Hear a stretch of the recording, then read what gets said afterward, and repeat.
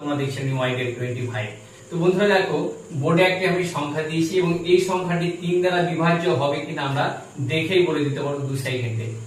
অর্থাৎ এই সংখ্যাটাকে 3 দিয়ে ভাগ মিলবে না আমরা 2 সেকেন্ডে দেখে বলে দিতে পারবো। তো দেখো বন্ধুরা, প্রথমত এই সংখ্যাটাকে দেখতে হবে আমাদেরকে কটি সংখ্যা আছে এবং সেই সংখ্যাগুলোকে আমরা যোগ করে দেখবো কত আসছে। দেখো বন্ধুরা, 4 আর 5 9, 9 আর 10, 10 3 13, 13 আর 5 18। অর্থাৎ 18 কে বন্ধুরা যদি 3 দিয়ে ভাগ মিলে যায় তাহলে জানবো যে এই সংখ্যাটাকে বন্ধুরা 3 দ্বারা বিভাজ্য হবে।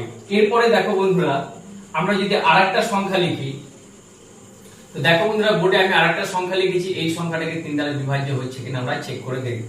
তো প্রথমে আমরা এই সংখ্যাগুলোর সমষ্টি যোগ করলে কত পাই? 2 আর 5 7, 7 আর 6 13, 13 আর 5 18, 18 আর 3 21। অর্থাৎ 21 কে বন্ধুরা 3 দিয়ে ভাগ করলে কিন্তু ভাগফল 7 হয়। অর্থাৎ বন্ধুরা এই সংখ্যাটাকে 3 দ্বারা বিভাজ্য হয়।